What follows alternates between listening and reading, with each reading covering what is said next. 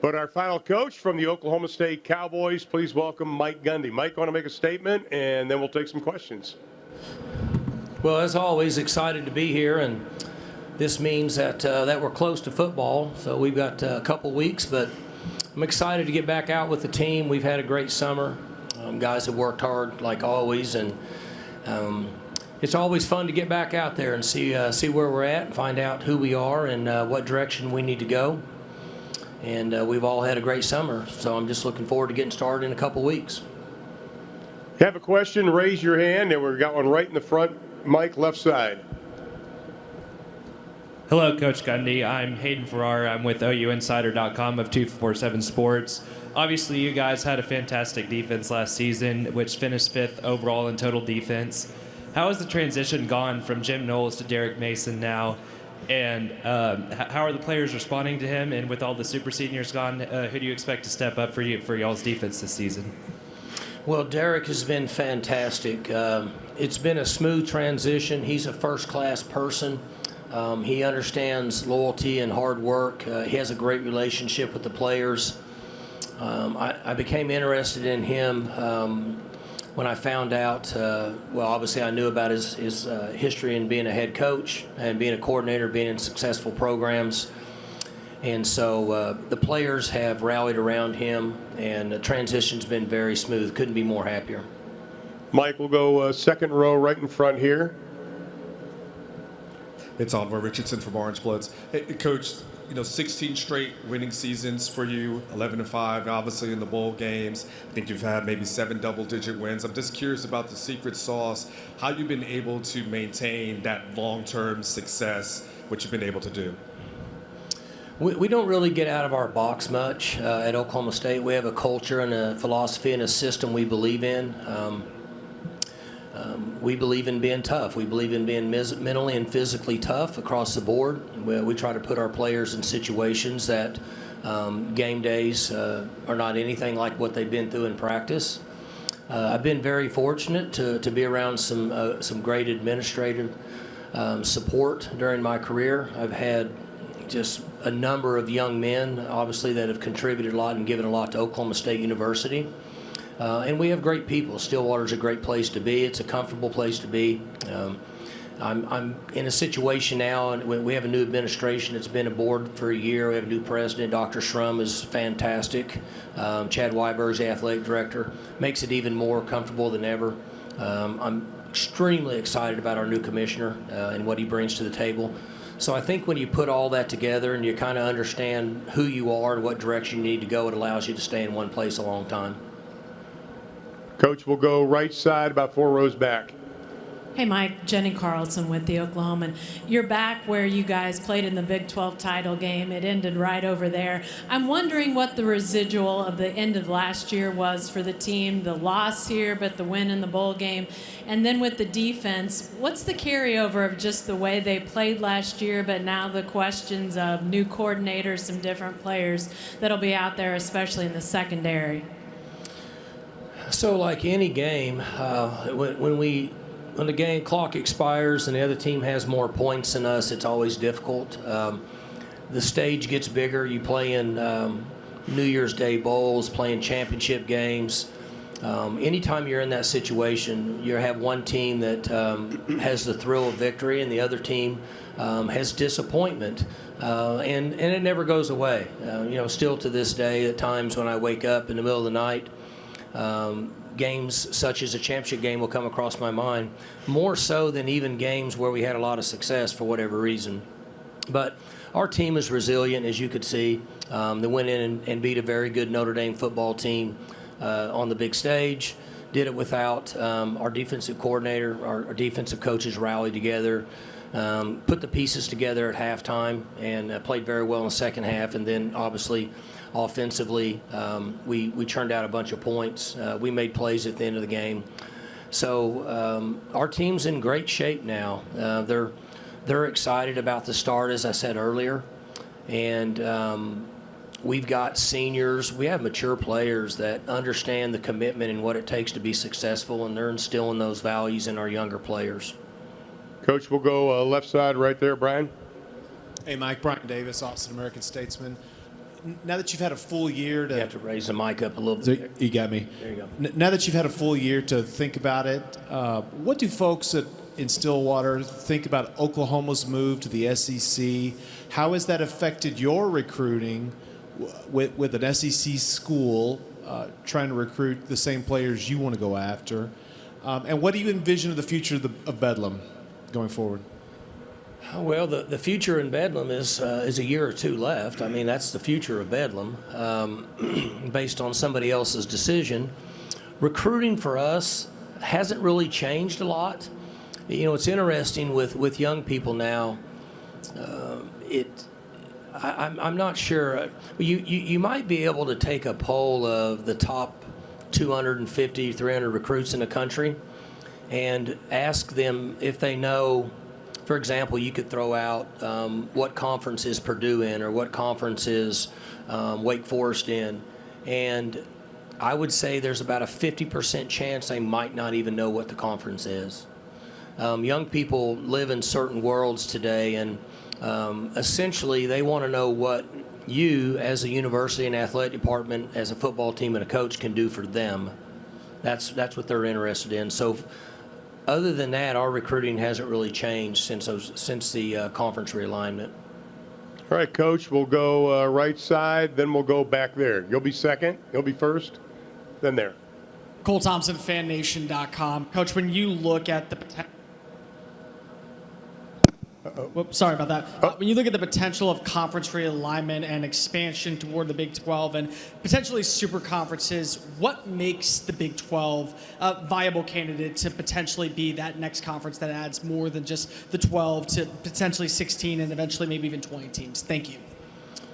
I don't think there's any question as this moves forward that the Big 12 conference is in tremendous position. And I said this after we acquired the 4 teams that came in, and I don't need to go through the detail of each one of them, but if you look at the geographical television opportunities that they bring to the table, the number of viewers based on their location, the success they've had in football, they give us different time zones, they give us success and viewership, and ultimately that's what it comes down to. I mean, this is a power struggle for long-term television money. And the Big 12 is better off today than it was at this time last year.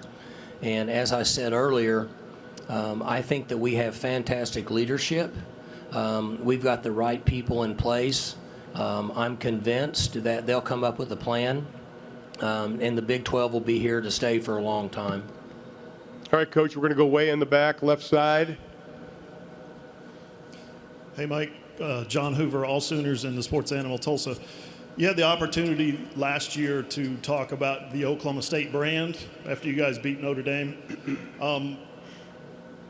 I guess a lot of that brand, the opportunity to build that brand, comes from beating Oklahoma in the final game of the year.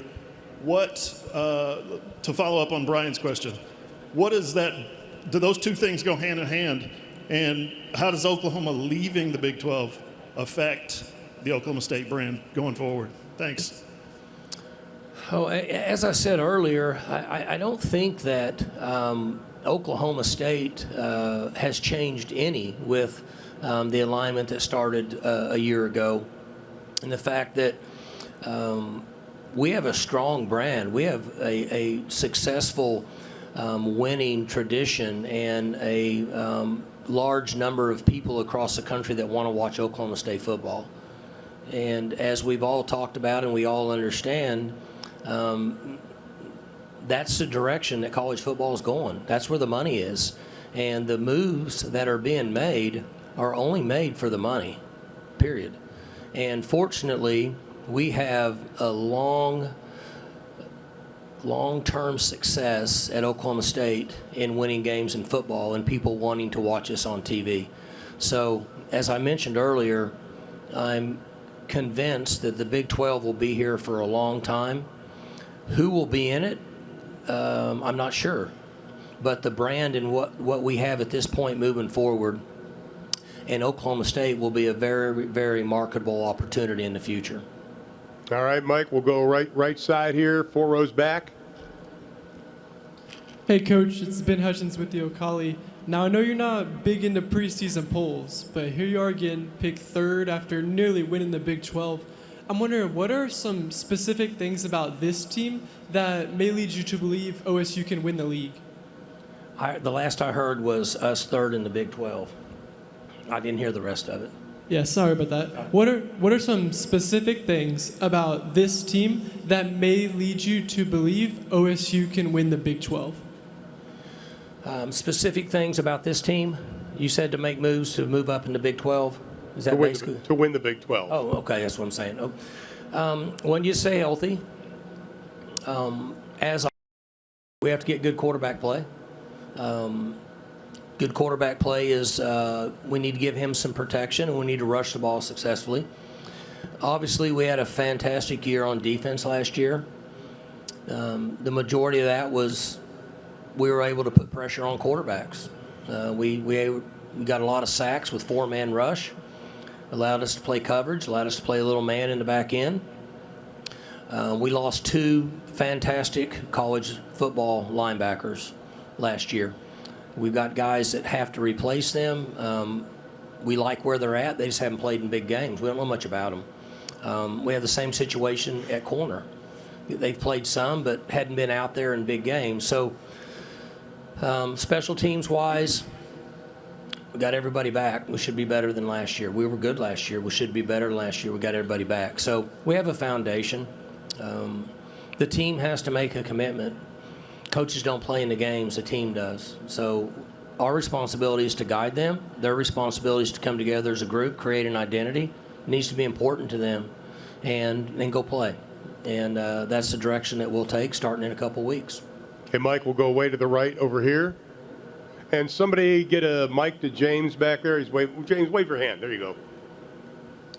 Hey, Coach. I'm Jay Swick, KIMB, CBS Sports Radio, Oklahoma City. I want to ask you about Spencer Sanders. He's a 4-year starter now. What are your expectations for him at quarterback this year?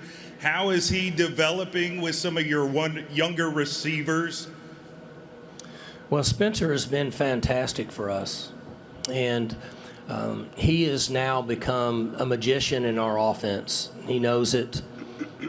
He can run it fast. He understands. The middle toward the end of last year, he started to make really quality decisions in a short amount of time, which is very important in quarterback play, in our opinion. He's tough. He's humble.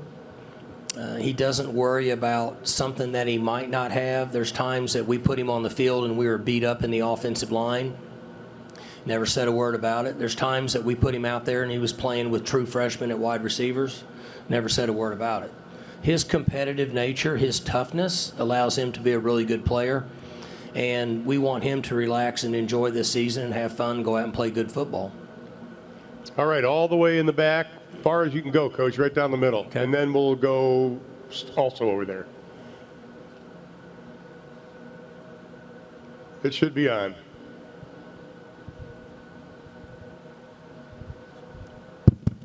All right, good afternoon, Coach. Daryl Brown, KSWO, Channel 7 News in Lawton, Oklahoma. My question is about Spencer Sanders. How have you seen his development as a leader this spring? Well, some of the things I mentioned earlier is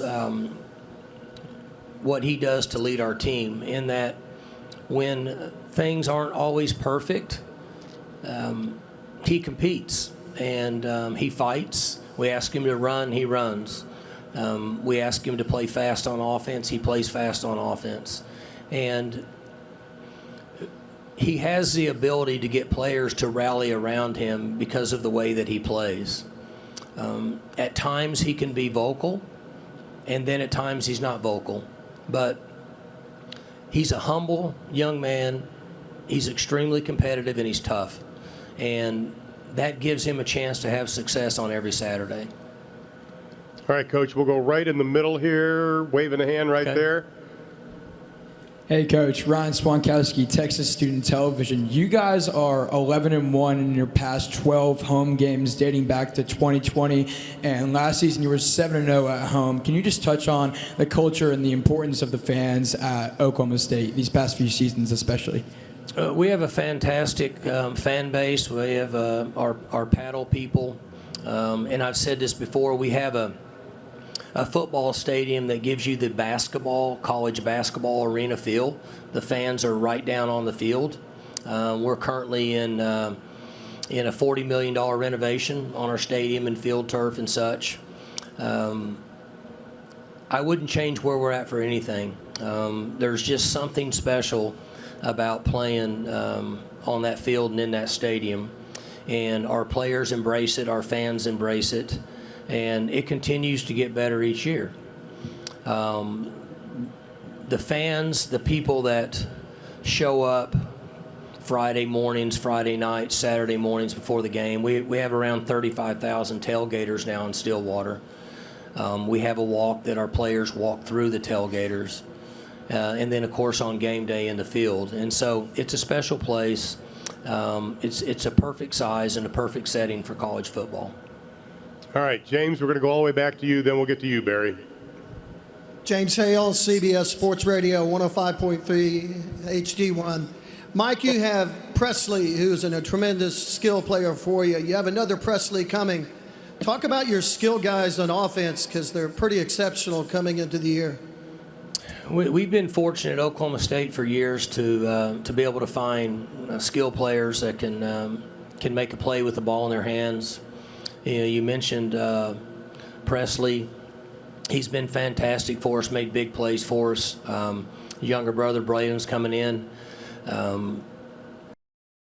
Point in their careers, the two guys returning the kickoff will both be Presley's.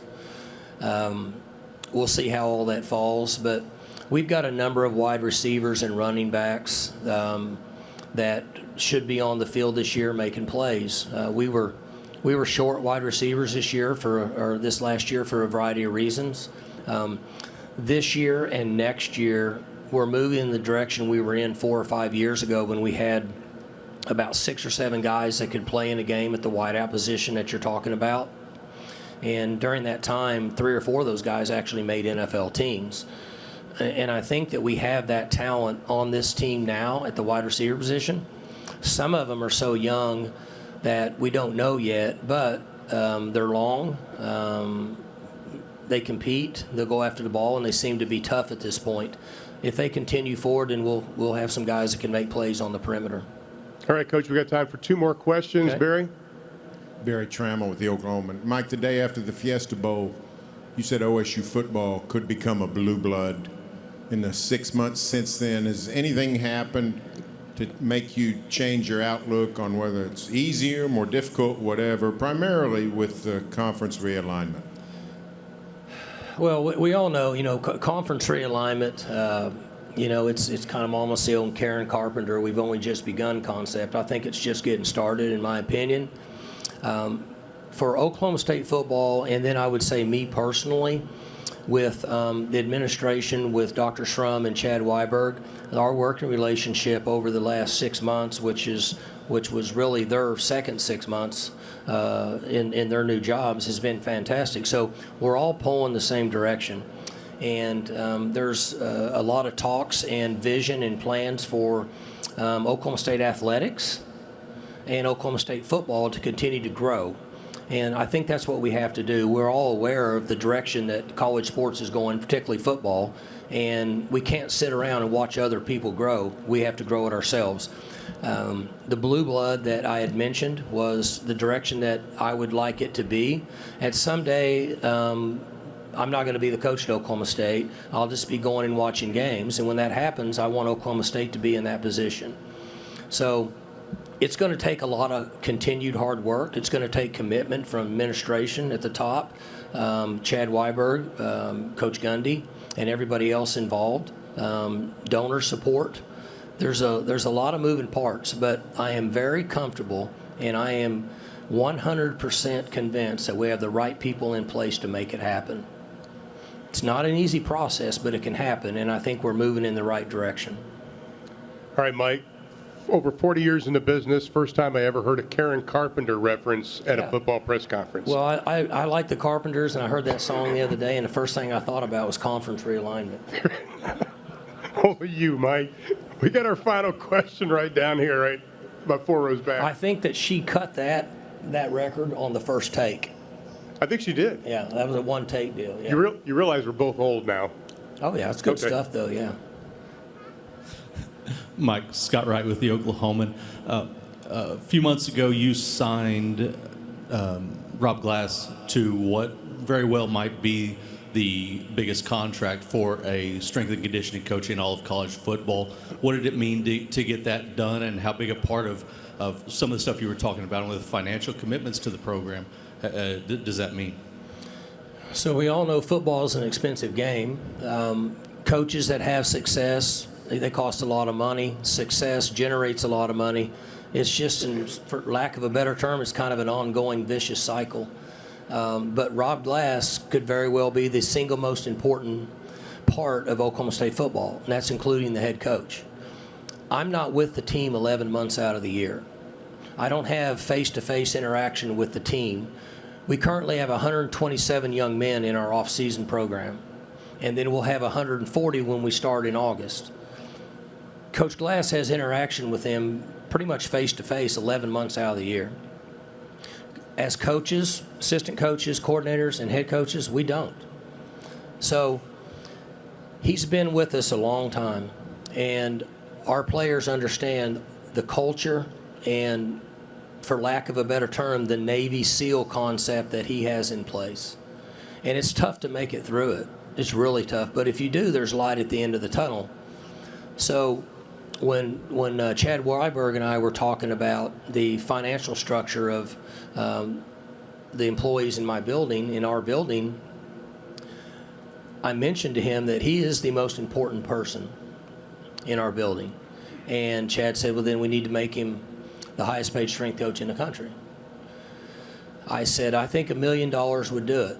I don't know, maybe somebody else makes $1 million, I don't know, but the point being is we wanted to show him that we were appreciative of his commitment and the success we've had based on him.